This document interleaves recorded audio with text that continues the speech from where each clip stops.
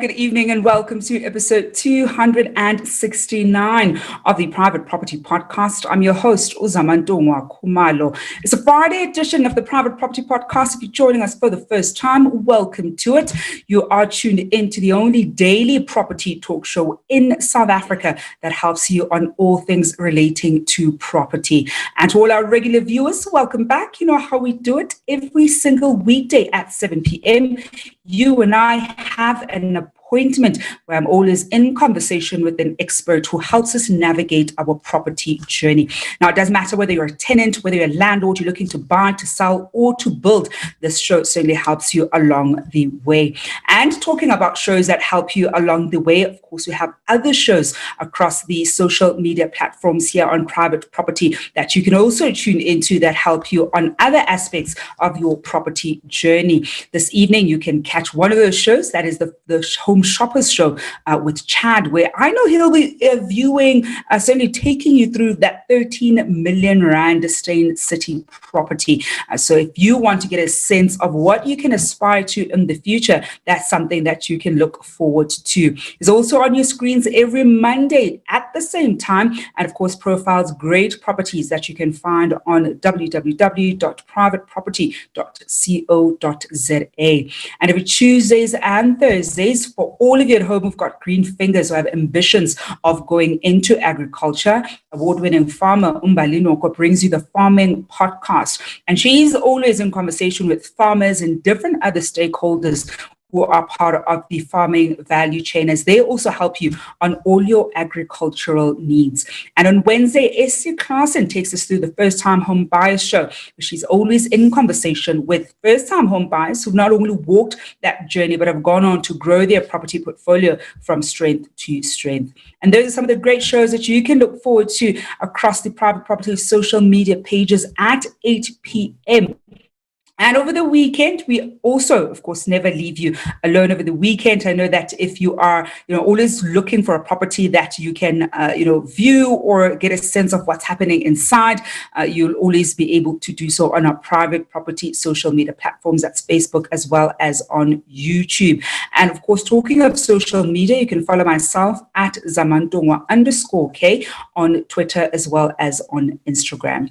Now, I know that the other day, not yesterday, the day before yesterday, I was in a different venue and I was telling you all at home that we've got something planned. We do have something quite special for you planned for the show on Monday. This is one that you do not want to miss out. I'm not going to give away too much because I know their team will be sharing all the juicy bits and pieces on our social media platforms throughout the weekend and on Monday as well. So if there's one show you do not want to miss out on, it's certainly the Monday show. We're going to be doing things very differently on Monday, but still, of course, giving you a taste of what you are always used to here on the Private Property Podcast. Now, talking about what you're always used to, I am, of course, in conversation with an expert who's going to help us on something relating to property. And this evening, we're looking at the stage of the commercial market during COVID-19. I did promise the first time that we did, commercial property, that we will be having a guest, certainly very often, to explore commercial property, because we tend to look a lot around residential property and how to grow your portfolio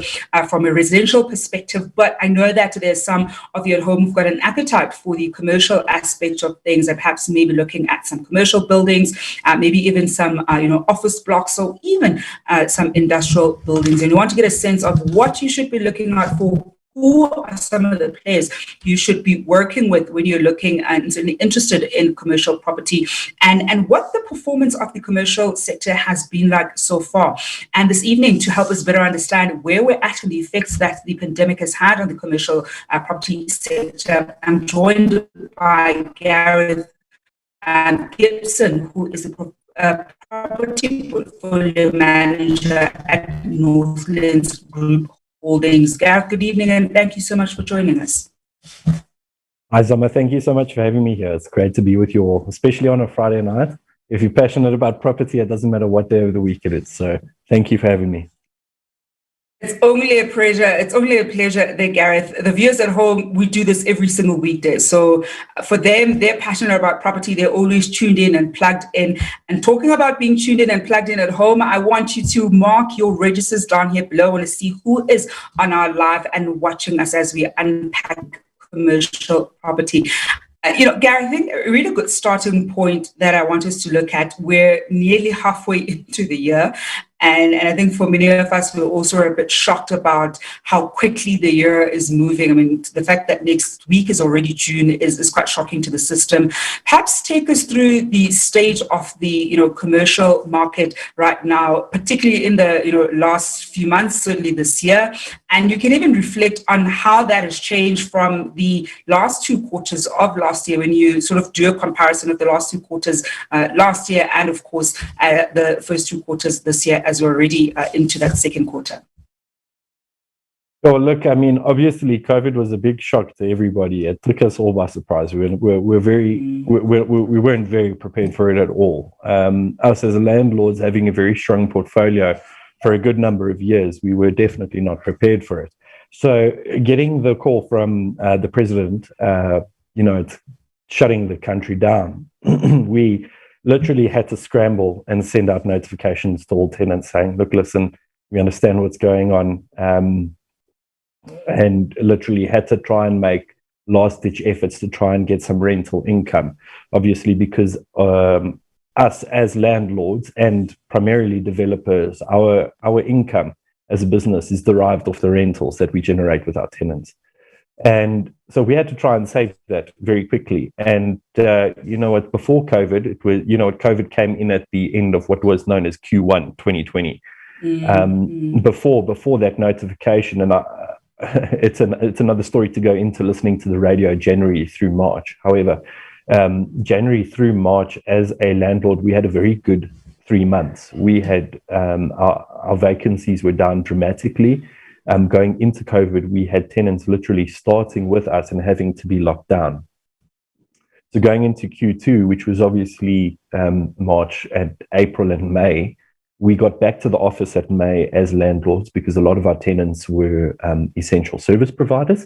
And we got back into the office, skeleton staff operating with masks and everything like that, and having to navigate spaces with all our tenants that weren't operating was scary.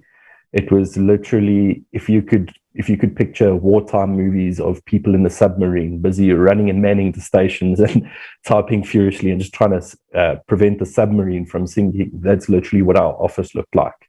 And I think a lot of your listeners that obviously lived through it would experience the same thing. Doesn't matter what business you were in, you were literally manning battle stations until the easing of lockdown restrictions. But having said that, we're grateful that the vast majority of our portfolio focuses on the industrial sector, being warehousing. And despite the fact that COVID had happened and I was stuck at home for the month of April, demand was still there. It was still steady. We were still getting phone calls about people looking for more warehouses and more space because they were bursting at the seams. And what we found at that point in time, it was logistics companies and manufacturing companies in the chemical field, which were expanding into importing, your PPE and manufacturing your hand sanitizers, looking for space. So we naturally nodded our heads and said, okay, cool, we'll do the deals. And they kept coming in. And going into Q3, we thought that was the way the market was going. Our offices were dead. We literally, while that was happening, our commercial market, which was offices, we had tenants giving notice left, right, and center, and that was scary. It was we were filling one pool while emptying another, and it was, as I say, I give you the picture of a sailors manning a battle station of a submarine. That was literally what it was. We were sweating, and you know what? Today, being at the end of Q2 2021, we're still at that space with the office sector, industrial, the warehouses. So as I say, Q2 through now, warehouse demand and showroom demand, which is still zoned retail, has been through the roof. I've got a waiting list of people looking to come in. As soon as we get vacancies in the industrial and retail sector, we're plugging them. And that's not to boast. We're grateful for it, but I think it's indicative of where the market is. COVID has kind of knocked out, as you can say, the old dogs, the people that have dominated their sections or their portions of the market for a very big period of time, and opened up a spot at the table for many of the small dogs to enter the market. So despite the fact that has happened, you've got a lot of risk takers coming in right now. Even in the retail, in the restaurant sector, believe it or not, people are seeing gaps in the market and just jumping at it, which I think is very entrepreneurial. I think it speaks to the spirit of the South African entrepreneur. I'm still very strong of the opinion, if you can build a business and make it sustainable in South Africa, you can do it anywhere in the world. So that's what we've experienced. And Garreth, I want to touch on some of the things that you've raised. I'll pick the last bit there that you've highlighted, that if you can build a business in South Africa and sort of succeed, you could probably do it anywhere in the world. Yeah, for sure. I know that Nigerians would beg to differ. If anything, if you can build a business in Nigeria, sort of Lagos in particular, and you succeed, then you're cut out for anywhere in the world. And I mean, I've been to Lagos a couple of times, I've been to Nigeria a couple of times, and even I would add that, look, if you crack it in that market, and we've seen so many South African big companies not being able to crack it and having to come back home, close down operation in that particular market. So if you can make it in Nigeria, then you can definitely make it anywhere in the world. I think second option is probably South Africa. So our talents don't quite go to waste. Garreth, one of the things you actually highlighted, and I'm very interested in this, is you're saying how you're currently facing quite a lot of demand when it comes to retail and industrial properties, even now in Q2 of 2021. I'm keen to hear from you. What are some of the nature of the businesses that are looking for that space? When you're saying that, for example, when it was last year and they were looking for that space, it was mostly your logistics companies, and some of them were looking to probably manufacture PPE. Are you still finding that the potential tenant that's looking for that kind of space right now is still those kinds of companies, or what kind of services or products are the businesses that are looking for that space in? Okay, so yes, you pointed out correctly that at that point in time, Q1, Q2 2020, I did say that, yes, that was literally everybody that was coming in was looking at doing that. And I think you and myself both know that was literally, if you stuck to the news, you saw that's where everyone was going. Maybe I should get into that. Now being Q2 2021, it is your everyday business. Warehousing caters to your distributors, your logistics companies that import export, and obviously your manufacturers. And the demand that I'm getting for my warehouses, I say mine, us as Northlands, the demand that we're getting is literally all walks of life. From automotive, guys doing workshops, guys supplying automotive spares. We've got plant hire. We've got, you name it. If you can think of it, that's literally everybody is now vying for space. And it's funny that you would ask that question, because on one side of the spectrum you've got people downscaling, so they're coming from very, very big facilities. I'm talking maybe between 3,000 and 10,000 square meters, and they're downscaling. And then you got the other guys that are upscaling from your 100 to 150 square meter workshop or mini warehouse to 400 to 800 square meters. And the bulk of our portfolio is we would claim it as medium sized. So we are about 400 square meters up to 15,000 square meters. And I think we've only got maybe one building of 15,000 squares, and we're building another one for another tenant that we've signed on. Obviously, I'm not going to get into that. It's still classified information. Yeah. But your question was, what kind of businesses are they? And they are what you would think of when you think of a warehouse. A distributor, a manufacturer, a wholesaler. You think that's who's coming in. And despite the fact that they're coming in, it's not to say that our rentals have remained buoyant. The demand for industrial certainly increased, but so has the market. There's so much on the market that people are spoiled for choice. So instead of having the risk of having your warehouse stand empty for 6 months or a year, you are being a little bit more negotiable on the rental that you accept. But as it comes with commercial and industrial space, the rate per square meter that you'll accept is determined on the length of the lease agreement. So someone coming to us and saying, I want to sign a 1-year lease, will definitely not have enough room to negotiate on the rate per square meter or the price that they'll rent a warehouse from us, as opposed to somebody coming to us with a 5-year lease, for example.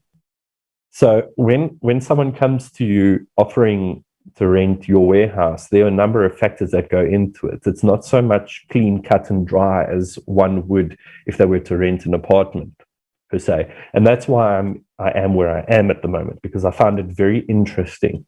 Very early on in my career, I was involved in residential sales, and I enjoyed it for a good period of time. I was there for 3 years before I kind of felt like I was plateauing and I wasn't learning enough.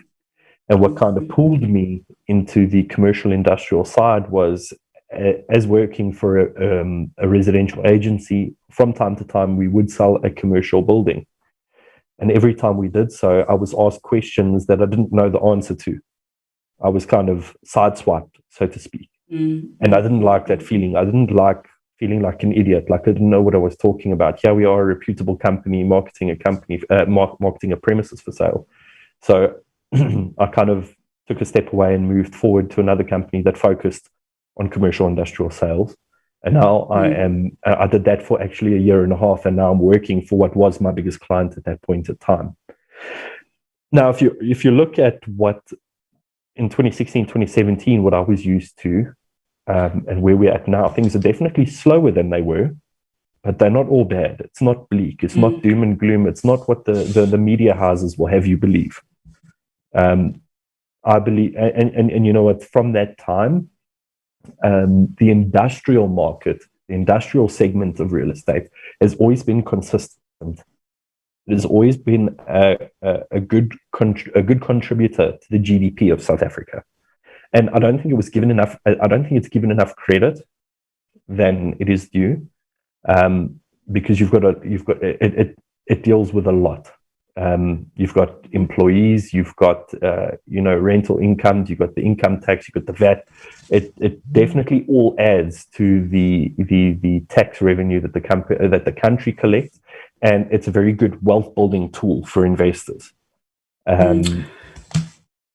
And Garreth, actually, I want us to then explore, for viewers at home who may be interested or have been considering going into the commercial real estate side of things, perhaps looking for that first deal. There are quite a number of offices that have gone on for sale.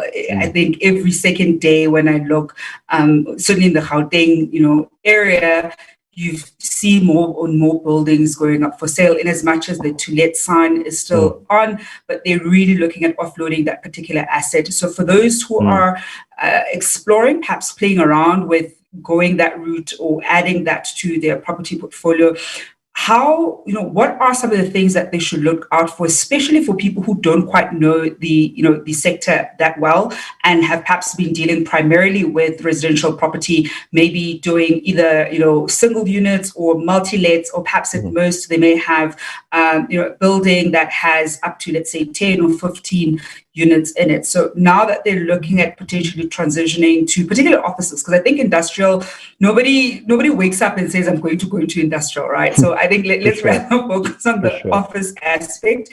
What are some of the things should they be on the lookout for when they even start contacting brokers and asking questions, just so they're able to, at the very least, know how to go about starting that particular conversation?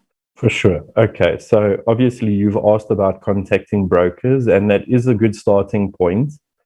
But when contacting brokers, don't leave all your cards on the table, because obviously a broker is going to want to qualify you. That's any decent salesperson is going to want to qualify a lead before they pursue it.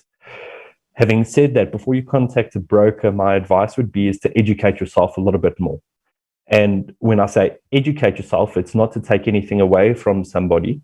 It is because, as you say, it's people that already have a substantial residential portfolio. They know what they're doing. They know what to look out for. And it kind of crosses over.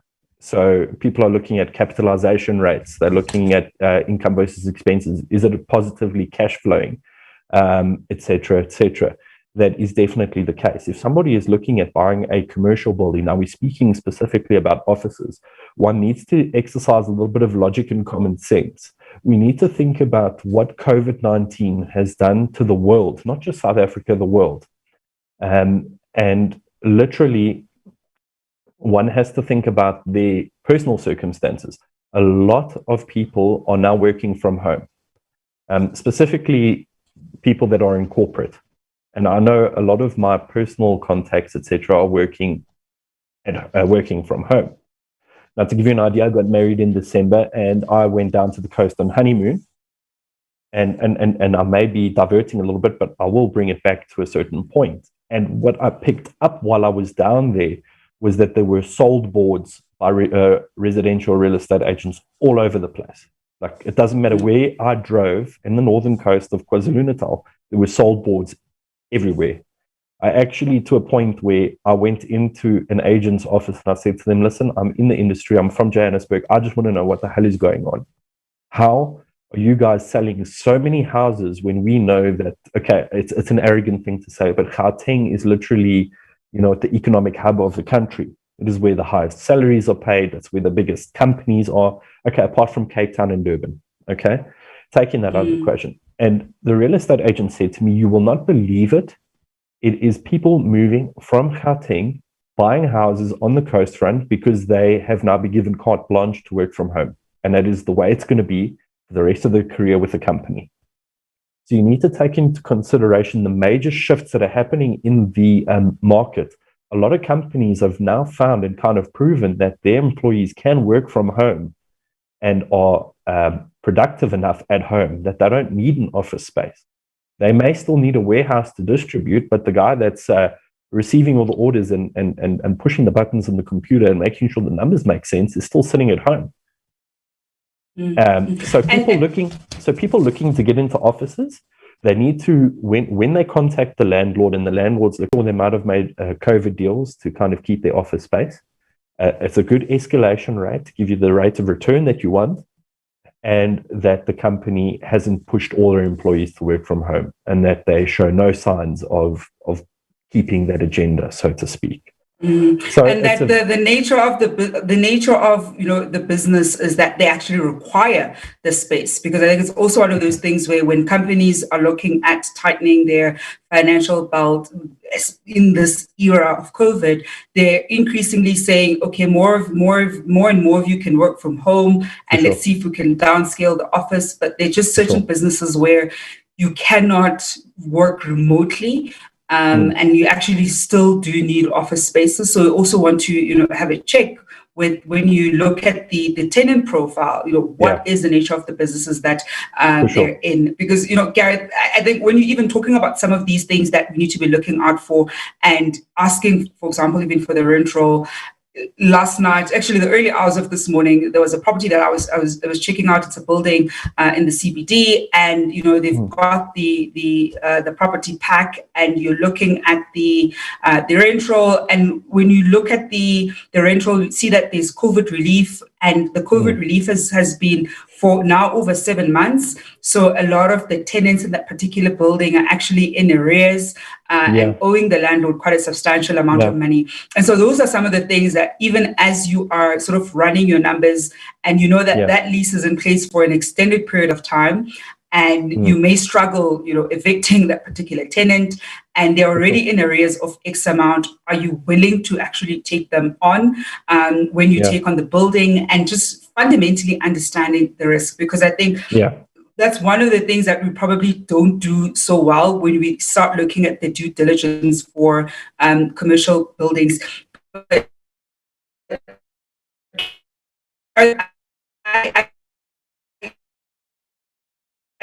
we're slowly running out of time, but what I want to ask when it comes to commercial, particularly office spaces, is I'm seeing a lot of property entrepreneurs and players who are already in the space, and some who are potentially looking at getting into the space, converting the office buildings into residential property, because they obviously can see that they are, struggling to have commercial tenants, so they're converting them to become residential buildings. I want to get you a sense of,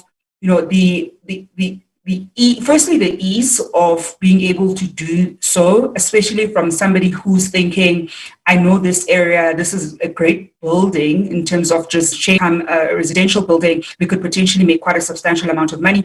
So firstly, the ease, but secondly, how should somebody who's considering going that route be looking at, I'll say, that deal? Because they're going to be bank finance. So how can somebody best look at that kind of deal where you want to convert an office building, make it multi-use, perhaps the certain portion that's also residential? Okay, so first of all, what I'm going to say is there was a little bit of a delay from my side. So if it took me a while to respond right now, I do apologize.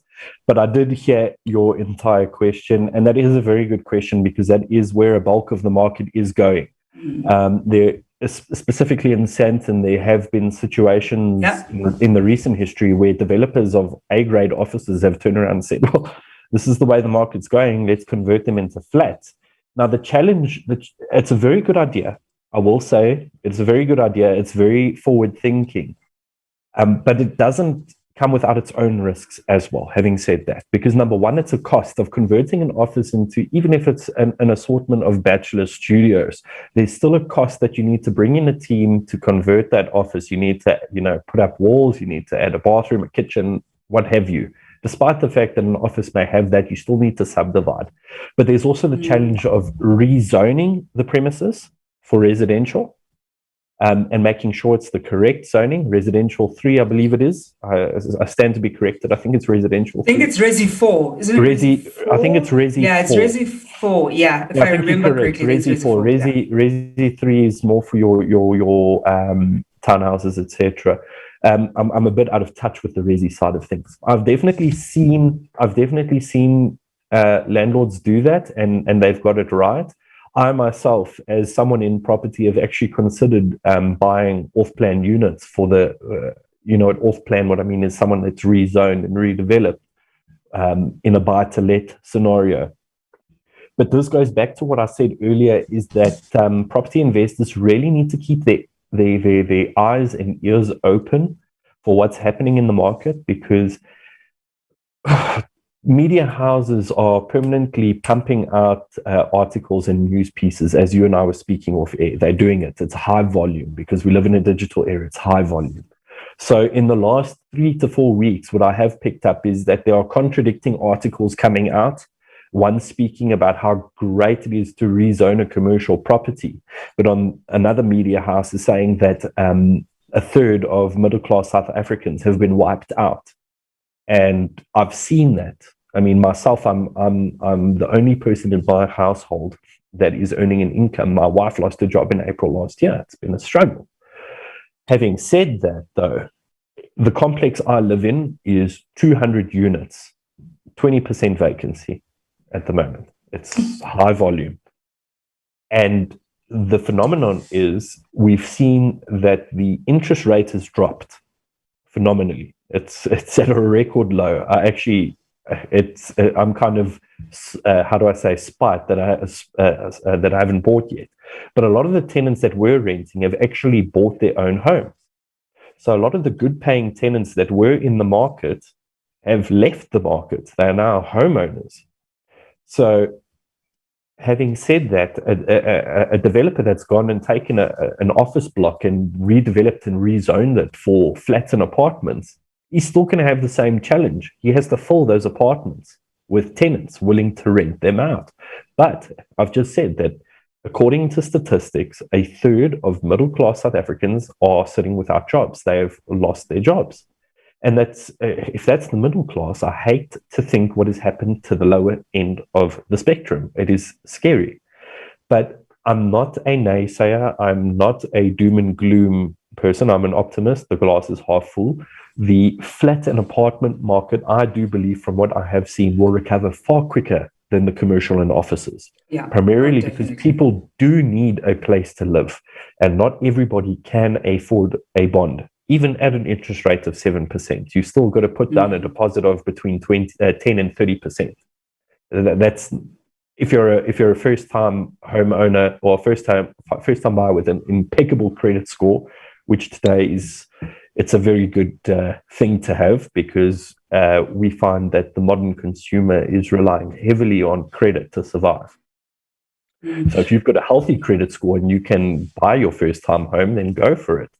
But if you are looking at buying a office block with the purpose of converting it into apartments, I would say tread with caution. Make sure that you have a solid team of analysts, and that I don't just mean analysts as in somebody that's specifically property, someone that can look at the numbers, someone that can do the research, and somebody that can basically connect you with the right financiers and the right people to market and fill those units. It is certainly possible. We've seen many people do it, but you need to go in with the right plan. You can't just go in firing from the hip. And Garreth, before I let you go this evening, what would be your predictions for what we can expect from the commercial property sector in the next 6 months? In the next 6 months, okay. So you're asking me to make a bit of a bet. I don't see any speed. I don't see any speed up. My commercial, my office portfolio is very small at the moment. I'm grateful for that, because I would have next to no hair. I'm losing hair. I'd have no hair if my portfolio was entirely made up of offices. So for the next 6 months, I don't see a dramatic increase in uptake from tenants. I myself, my vacant office spaces, as I'm filling them slowly. I am definitely getting tenants that are looking, they can no longer work from home. They don't like it. They don't, they're old school. So I'm filling them slowly. But as I put one tenant in, a long-term tenant is pulling out. So for the next 6 months, I don't see a formidable increase in the statistics and the uptake of offices. I still think a lot of people, a lot of businesses are going to hold their breath and say, okay, that's fine. Our logistics and warehousing and production, they will stay in the warehousing side. Office and administration, finance, you guys work from home. You've done great until this point. You can keep doing it. It's a small percentage of the market of people that just cannot handle working from home that will uptake offices, but they are few and far between. So what I think is when COVID is over, and that's starting to sound a lot like when I win the lotto, when COVID is because over, COVID is not going to be over. But yes, when COVID is hypothetically over. Yeah, hypothetically over and under control, and people are immunized and no longer scared, and restrictions and kind of some kind of what we say normalcy has returned, maybe then we'll see a little bit of uptake.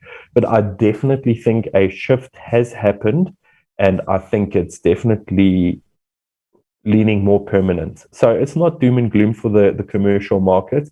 What I am seeing in my network of property professionals, that flexi space is still doing relatively well. It's actually flexi space and those in the Regis models, etc., actually they're doing quite well for themselves, because you have instances where certain employees are at home and they do not have internet connections, and instead of the company paying for such, they're just saying, okay, you just need to check in at a business center 3 days a week and upload your work. So you just really have to get creative with your model and really surround yourself with the right team. It's not doom and gloom forever. I do see that people are going to need offices again. I'm certainly seeing a demand for it, but as I said, it's few and far between. It's literally a needle in a haystack, so to speak. Well, Garreth, that's a great place to leave it at this evening. Thank you so much for joining us. Thank you for having me. It was a pleasure.